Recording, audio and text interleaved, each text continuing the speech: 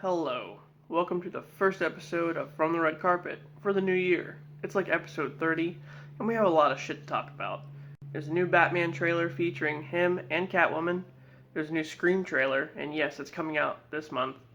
And some Multiverse of Madness stuff, among other things. So, stick around, and we'll dive right in. Well. It's a new year, and we have more stuff to go over. So the Batman's coming out in March, and I, for one, cannot wait. It may be the best version of Batman yet. As a matter of fact, Matt Reeves is already saying that it'll not only be the best Batman movie ever, but the best movie ever, period. It's a bold claim, man. Pretty bold claim. I mean, it does look pretty badass, I can't lie. Especially with the Riddler modeled after the Zodiac Killer, and that fucking Nirvana song. So good.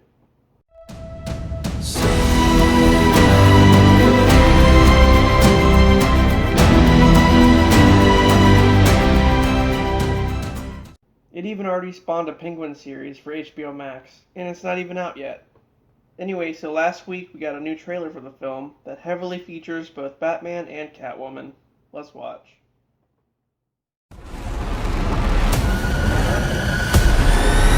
Bruce Wayne, Sorry? I wouldn't be bothering you here, but your people keep telling me you're unavailable.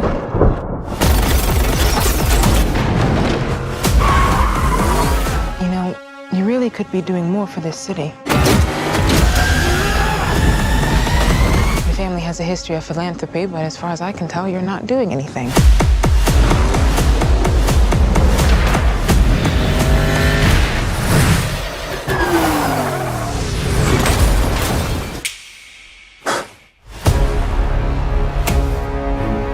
Riddler is asking for you. The killer left this for the Batman. Why is he writing to you? You came. I've been trying to reach you. Riddler's latest. It's all about the Waynes. If we don't stand up, no one will. You got a lot of cats. I have a thing about strays. The bat and the cat.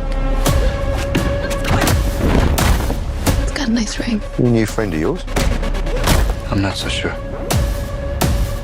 I'm just here to unmask the truth about this cesspool we call a city.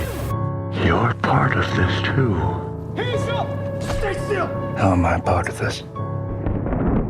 Oh, you're really not as smart as I thought you were. Bruce Wayne. All these years, you lied to me, Alfred. We all have our scars, Bruce. He's still away. He's involved in this? No, he's not involved. How do you know? He's a vigilante! Who are you under there? What are you hiding? Selena, don't throw your life away. Don't worry, honey. I got 9 of them.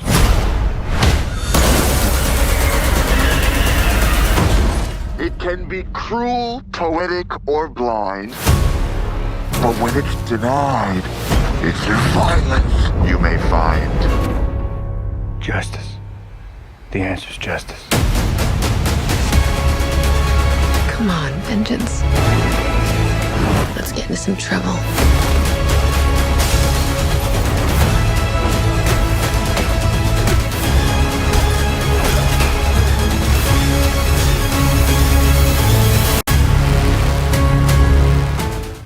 Oh my god, this needs to come out, like, today. So Pattinson will be a Year 2 Batman, with him still fairly new to wearing the cowl. Along with the Riddler, he'll have to deal with the corrupt city officials, and possibly even the Court of Owls, a secret society made up of the rich that run Gotham behind the scenes. And if that's not enough, the Joker's even said to make a cameo, probably to set up the sequel. So, this is gonna be insane. Something in the way.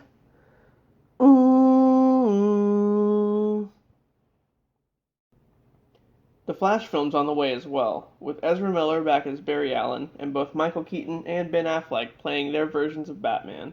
What?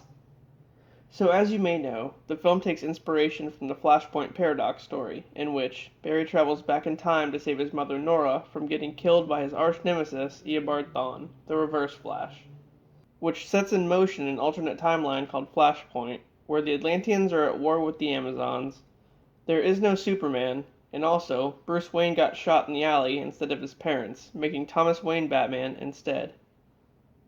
However, the film will be loosely based on this, so don't count on seeing Jeffrey Dean Morgan suit up as Batman, because instead, Barry will be visiting the Batman from the Tim Burton universe. Yep, Michael Keaton. It's a bit of old news, but it's still incredible. In regard to Thawne, though, as of DC fandom this past year, it looks like he'll be replaced by an evil Barry Allen, who is seen here wearing Batman's armor. So is this the Reverse Flash, or isn't it? Recently it's been reported that actor Luke Brandon Field may be playing Eobard Thawne, and if that's the case, then this evil Barry thing might just be a ploy. Either for DC to trick us, or maybe in the film, Thawne looks like that to fuck with Barry. Also, it's been said that Field will only be at the end of the movie, so I guess we're gonna have evil Barry for the most of it. Either way, we're finally getting a Flashpoint movie, and I can't wait. Oh, and I can't forget, Sasha Calle will also be playing Supergirl, so that's a thing. Multiverse of Madness definitely has its share of characters, ranging from Doctor Strange himself, to an evil version, to newcomer America Chavez, and even a Tony Stark variant, which might be Tom Cruise. I know in the last video, I mentioned Professor X having a cameo, but will it be Patrick Stewart or James McAvoy?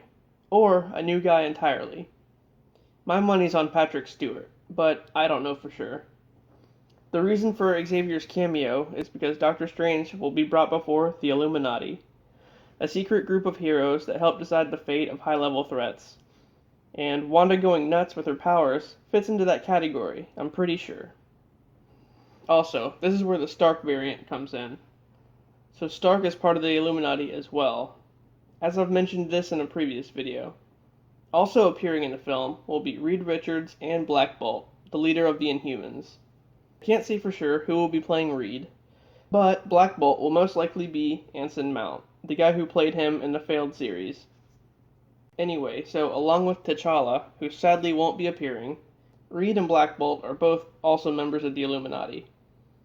It'll be awesome to see how this plays out, especially since Tony is said to have Ultron bots under his control. The long-awaited third Deadpool film is happening, with Ryan Reynolds back as Wade Wilson. The film will be part of the MCU, and surprisingly, will keep its R rating. There's no telling what the plot will be, or any clue as to when pre-production will start, but I can say it'll be amazing seeing Deadpool interact with some of our favorite MCU heroes. So with all this hype around people wanting a third Amazing Spider-Man, apparently now, Sony's interested in a Black Cat solo film. I mean shit, they have Venom, Morbius, and now Kraven, so why not Black Cat? Sony's pretty much doing what DC's doing for that Black Label universe, in that each villain is getting their own solo origin film. I'm okay with this. Spider-Man's villains have always been the most colorful and interesting among Marvel Comics. So let them just keep doing what they're doing. So in the comics, Black Cat is a girl named Felicia Hardy, who is the daughter of a world-famous cat burglar. He taught her the ins and outs of thievery, and then when she was in college, Felicia was raped by her boyfriend. I know, right? That's a bit much for a comic book. But anyway, she learned martial arts and prepared to exact her revenge on him, but then the boyfriend was killed by a drunk driver. So unable to exact her revenge, Felicia became the Black Cat and began her own life of burglary, stealing from the world to replace what was stolen from her. Yeah, I'm not exactly sure that's the same thing, but okay. Over the years, she's had many run-ins with Spider-Man, calling him a friend, an enemy, and even sometimes a lover. Felicia fell immediately head over heels for Spider-Man. He was reluctant at first, but eventually fell for her charms. I wonder how Mary Jane feels about that one. And so, Sony is looking at actress Anya Taylor-Joy for the role. I think she'd do pretty good. But here's this. Who's her Spider-Man? A lot of people think it would be Tom since he's the current one, but I actually think it's going to be Andrew. Here's why. So we've established that the Morbius film takes place in the Amazing Spider-Man universe. Also that Venom has to as well, right? Because Venom and Morbius share a universe. So obviously, all these Sony Spider-Man villain films are all connected, meaning that Andrew is the Spider-Man to all these villains. I really hope Andrew gets another movie. Apparently, he signed on for 7 other projects after No Way Home. So, what could they all be? Alright, lastly, let's talk about the new Scream movie. Scream 5, or just Scream as they're calling it, takes place 25 years after the Woodsboro murders of the first movie. And there's a new Ghostface in town. All the OG cast is returning. Well, the ones that are still alive, anyway. But apparently in this one, all the actors play themselves, and it's a movie about people who made the movie. Inception style. Are you confused? I mean, let me break it down. So Neve Campbell, who played Sydney, and Courtney Cox, who played Gale, aren't Sydney and Gale, but actually playing themselves, like the actresses. And someone acts as Ghostface and goes after them. At least that's what I'm hearing. It's kind of a weird plot, and it gives me like a Wes Craven's New Nightmare kind of vibe, and I hated that movie. But I guess we'll have to see how it plays out. And recently, we got a brand new trailer, so let's watch. This is the moment when the supposedly dead killer comes back to life for one last scare.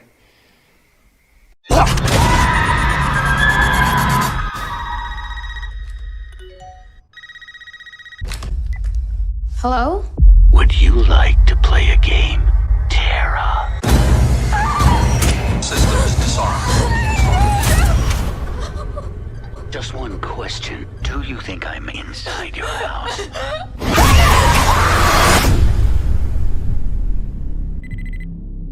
It's happening. 3 attacks so far. Something about this one just feels different. There's certain rules to surviving Ghostface killing. Motive is always connected to something in the past. First victim always has a friend group that the killer is a part of. One of us is the killer. I think it's pretty clear who the killer is. Who? Don't trust anyone. I'll be right back. He's dead. Hello, Sydney. Seen this movie before? Hey, baby. Well, not this movie, Sydney.